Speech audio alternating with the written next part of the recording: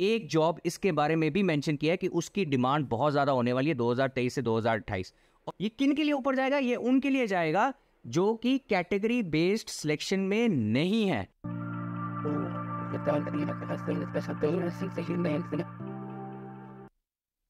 Hello everyone, welcome back to my channel. My name is Jatandeep Bell and I hope you guys doing fantastically well. भाई आजकल तो IRCC धड़ाधड़ news फेंक रहा है, कभी यहाँ से न्यूज़ फेंक रहा है, कभी वहाँ से न्यूज़ फेंक रहा है। इन्हीं सब न्यूज़ में से मैं दो आपके लिए खास न्यूज़ यहाँ पे लेके आया हूँ। पहली न्यूज़ ये कि अब एक्सप्रेस एंट्री में कैटेगरी बेस्ड सिलेक्शंस भी होंगी, और दूसरी न्यूज़ ये कि अब स्टूडेंट वीज़ा के लिए IELTS मैंडेटरी नहीं रहा। तो चलिए अब वीडियो को जल्दी से शुरू करते हैं। एक मिनट यार, वो वीडियो के नीचे जो आपको लाल सा बटन दिख रहा है ना सब्सक्राइब का, यार जल्दी से वो दबा दो। मेरे 35% लोग जो वीडियोस देखते हैं उन्होंने सब्सक्राइब बस किया है, 65% ने अभी तक वो सब्सक्राइब बटन नहीं दिखाया, लेकिन रोज़ मेरी वीडियोस देखते ही देखते हैं। तो यार फटाफट वो आपको सब्सक्राइब का बटन दबा दो। मैं आपको 3 सेकंड दे रहा हूँ, 1 2 3। Let's get started now. So guys, ये दोनों न्यूज़ के बारे में तो हमें पहले से ही खबर थी कि कुछ ना कुछ ऐसा होने वाला है फ्यूचर में, बट ये कब होना था ये हमें मालूम नहीं था। अब जो कैटेगरी बेस्ड सिलेक्शन की बात आती है वो बेसिकली बिल C-19 के बारे में बात हो रही है, जिसकी न्यूज़ पिछले 1 साल से चल रही है कि उसको इम्प्लीमेंट कनाडा गवर्नमेंट ने करना है, बट वो कब करना था ये नहीं पता था। But finally the day has come where in the category based selections has been announced by IRCC on their Twitter page. You can see that page right now. This is going to be the first ever category based selection for the express entry process of Canada. Now हम जल्दी से वो skill based categories के बारे में discuss कर लेते हैं जो कि कनाडा जिनको ITAs इशू करने की प्रेफरेंस देगा। चलिए पहली कैटेगरी के बारे में बात कर लेते हैं, वो है आपकी French language ability. We knew this is coming. This was long due. Canadian government really wanted to promote French language across the provinces. As of now, जो आपकी फ्रेंच लैंग्वेज है वो मैक्सिमम क्यूबिक तक ही सीमित थी। फ्रेंच गवर्नमेंट ये चाहती थी कि हम और प्रोविंसेस में भी फ्रेंच लैंग्वेज को प्रमोट करें। तो अब जो लोग PR के लिए अप्लाई कर रहे हैं एक्सप्रेस एंट्री के थ्रू, अगर उनको फ्रेंच आती है तो उनको बहुत बड़ा इसमें बेनिफिट मिलने वाला है। अगर उन्होंने फ्रेंच लैंग्वेज का टेस्ट दिया है और उनके 0.7 है in all categories, that is like in listening, speaking, reading and writing, 7 each in all categories, उनको कैटेगरी बेस्ड सिलेक्शंस में थ्रू एक्सप्रेस एंट्री में बहुत बेनिफिट मिलने वाला है। और अगर आपके एक्सप्रेस एंट्री में CRS पॉइंट्स कम है तो you can definitely look at this option by appearing a French paper. हमारी सेकेंड कैटेगरी आती है health care.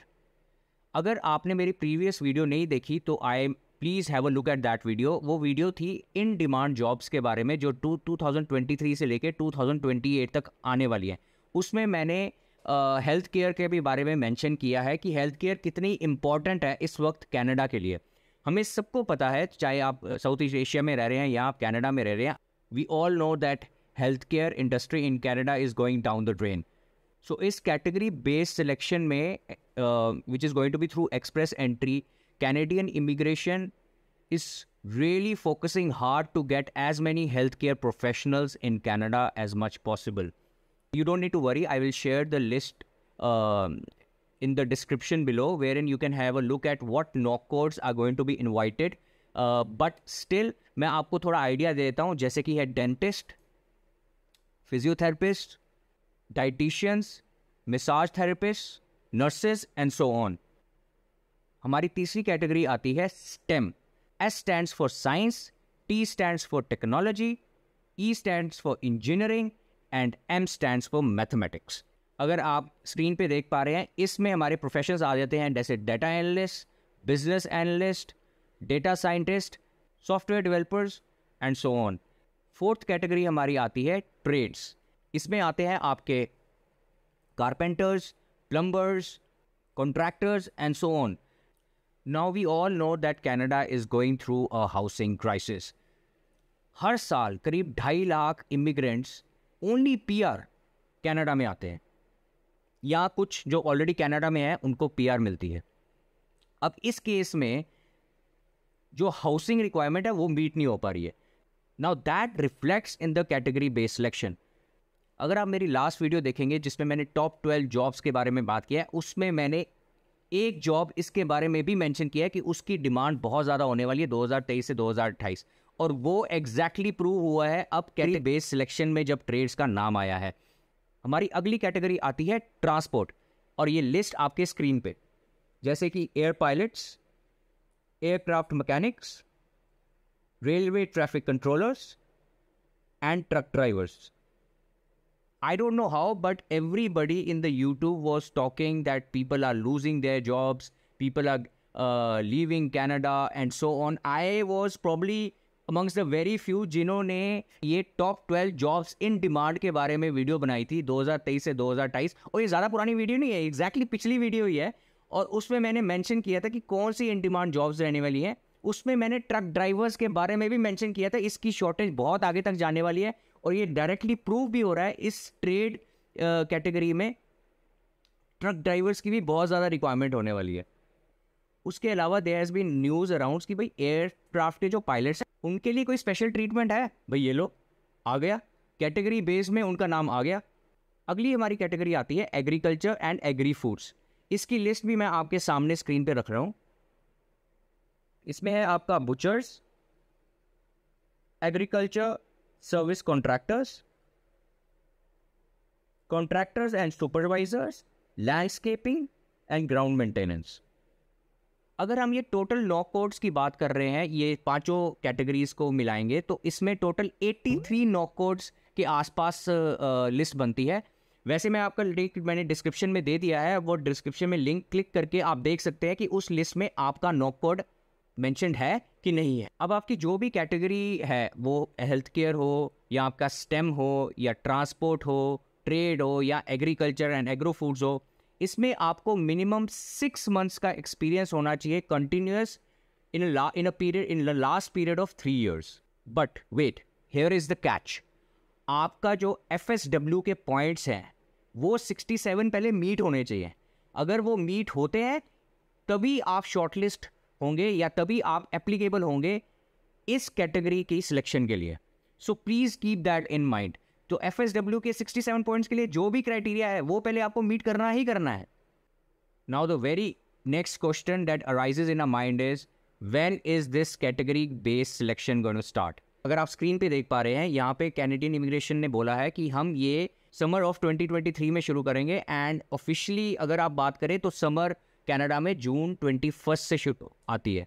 So we can expect a draw happening probably on June 21, that is Wednesday. Now apart from that, अब ये category based selection होगी कैसे? Generally तो express entry का draw आएगा जिसे कहते हैं नो प्रोग्राम ड्रॉ।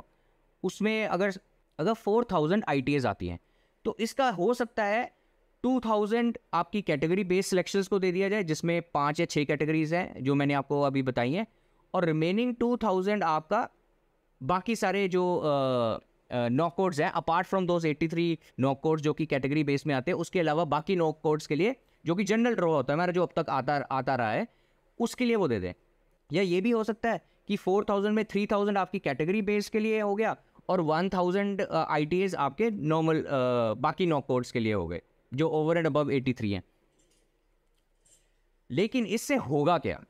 इससे ये होगा कि जो हमारा अभी CRS स्कोर चल रहा है 487, 88, ये अब ऊपर जाएगा। ये किन के लिए ऊपर जाएगा? ये उनके लिए जाएगा जो कि कैटेगरी बेस्ड सिलेक्शन में नहीं है, जैसे कि एडमिनिस्ट्रेटिव जॉब्स हो गई, या आपकी मार्केटिंग जॉब्स हो गई, या जो आपकी फाइनेंस की जॉब्स हो गई, या और कोई भी जॉब्स जो कि ये 5 कैटेगरीज में नहीं आती, उनके लिए अब CRS स्कोर हाई जाएगा।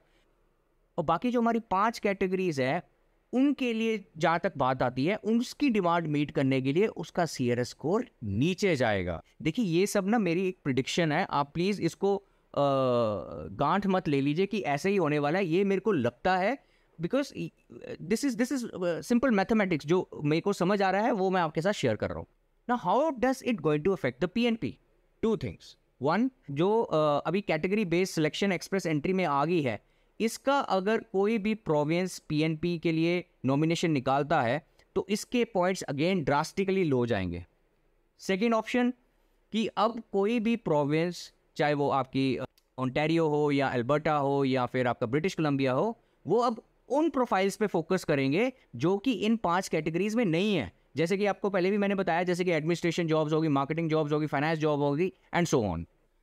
अब चलिए हम अपनी बात करते हैं दूसरी बड़ी न्यूज़ के बारे में। दूसरी बड़ी ये न्यूज़ है कि जो आइल्स टेस्ट ने मोनोपली पाई हुई थी स्टूडेंट वीज़ा के लिए, आईडीपी ने जो मोनोपली है वो अब मोनोपली उनकी ख़त्म हो चुकी है। बहुत सारी बार ऐसे कंप्लेंट्स आ रही थी कि बेसिकली आइल्स में बच्चों को प्रॉब्ली इंटेंशनली फेल किया जा रहा था so that IDP can fetch more money and probably they can fill their bank accounts. एक बच्चे को एक बार फेल कर दिया, फिर दूसरे बार एग्जाम दे दिया। See I am just predicting, means जो मेरे को पता जो हम hearing, means everybody is hearing, even you are hearing कि प्रॉब्ली बच्चों को प्रॉब्ली जान के भी फेल किया जाता है। बट अब वो नहीं होगा। वाई? बिकॉज वो जो मोनोपली थी आइल्स की वो अब बिल्कुल ख़त्म हो चुकी है। अब कैनेडियन इमिग्रेशन ने स्टूडेंट वीज़ा के लिए स्पेसिफिकली स्टूडेंट डायरेक्ट स्ट्रीम के अंदर जो आते हैं उनके लिए अब 4 और टेस्ट को एप्लीकेबल कर दिया है। एक आता है वो आपके स्क्रीन पे बता रहा हूँ। एक आता है आपका पीटीई, दूसरा आता है आपका टॉफल, तीसरा आता है आपका सेलपिप और चौथा आता है आपका CAEL। अब ये स्टूडेंट्स को काफ़ी चॉइस हो गई है कि ज़रूरी नहीं है अब हमें IELTS ही देना है। इन 4 पेपरों में से भी वो कोई भी पेपर क्लियर करके स्टूडेंट वीज़ा के लिए अप्लाई कर सकते हैं थ्रू SDS कैटेगरी। ना पहले आपको बता दूं मैं SDS कैटेगरी होता क्या है। SDS का फुल फॉर्म है स्टूडेंट डायरेक्ट स्ट्रीम। इसमें 16 कंट्रीज इसका पार्ट है और उसका प्रोसेसिंग टाइम थोड़ा कम लगता है, बस ये है। और ये 16 कंट्रीज इसके अंदर आती है जिसमें इंडिया, पाकिस्तान वगैरह भी इंक्लूडेड है। ये लिस्ट मैं आपके स्क्रीन पे डाल रहा हूँ ताकि आप देख सकें। स्पेशली इंडियन स्टूडेंट कम्युनिटी में SDS बहुत फेमस है। Now the implementation of this process will happen from 10th August 2023 onwards. ये इमीडिएटली अभी नहीं हो रहा है, ये 10 अगस्त 2023 के बाद इंप्लीमेंट होगा। Now in all these tests, students have to demonstrate their ability in listening, reading, writing and speaking. Now ये हर एक जो टेस्ट हैं इनके मिनिमम स्कोर्स की रिक्वायरमेंट है, वो मैं अभी आपके स्क्रीन पे डाल रहा हूँ, जरा चेक कीजिएगा। As per the CIC news, CELPIP students requirement is 7 in each 4 modules of language ability. और CAEL एंड PTE के लिए मिनिमम स्कोर की रिक्वायरमेंट जो है वो है 60। For TOEFL minimum requirement is 83। Now इससे पहले सिर्फ IELTS जनरल और IELTS एकेडमिक्स का टेस्ट ही IRCC अप्रूव करता था for student direct stream applicants, मगर अब वो चेंज हो चुका है। अब ये सारे टेस्ट में स्टूडेंट कोई भी एक टेस्ट में क्लियर करके अपना स्टूडेंट वीज़ा लगवा सकता है। तो ये थी आज की 2 बड़ी खबरें जो मैं आपके साथ शेयर करना चाहता था। I hope you have like the video and please please please guys subscribe my channel. I am really working so hard for you guys. I want to build this big community, so please be part of it. Like my video and click on the notification button so that you can keep on receiving the new videos as and when I put them online. और भाई comments करो, मैं आपके comments की wait कर रहा हूँ। कोई भी क्वेरीज है प्लीज़ आस्क मी, अगर मेरी एबिलिटी में होगा मैं उसको ज़रूर जवाब देने की कोशिश करूँगा, या अगर मेरे को नहीं भी पता होगा तो मैं किसी प्रोफेशनल से पूछ के आपको जवाब देने की कोशिश करूँगा। Thank you so much again for watching this video. Love you guys. Bye-bye.